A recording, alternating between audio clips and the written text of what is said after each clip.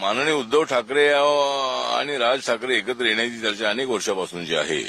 एक तर राज ठाकरे माननीय बाळासाहेब ठाकरे यांच्यापासून वेगळे झाले आणि त्यांनी महाराष्ट्र निर्माण सेना बनवली होती आणि उद्धव ठाकरे हे पक्षाचे प्रमुख झाल्यामुळं नाराज होऊन त्यांनी शिवसेना सोडली होती आणि उद्धव ठाकरे आणि राज ठाकरे एकत्र यावेत अशा पद्धतीची अनेकांची इच्छा जरी असली तरी हे दोघे एकत्र येत नाहीत अशा पद्धतीची परिस्थिती आहे. पण अलीकडे मराठीच्या मुद्द्यावर आम्ही एकत्र येऊ शकतो अशी दोघांची भूमिका असेल तर मला वाटतं की तरी अनेक मुद्दे त्यामध्ये असल्यामुळं ते दोघे एकत्र येतील असं मला वाटत नाही. आणि जरी ते दोघे एकत्र आलेही तरी मला असं वाटतं की काँग्रेस पक्ष आणि राष्ट्रवादी काँग्रेस पक्ष जो आहे हा उद्धव ठाकरे यांना आपल्या महाविकास आघाडीमध्ये ठेवणार नाही आणि उद्धव ठाकरे आणि राज ठाकरे एकत्र आले तरी त्यांची मतं एकच आहे.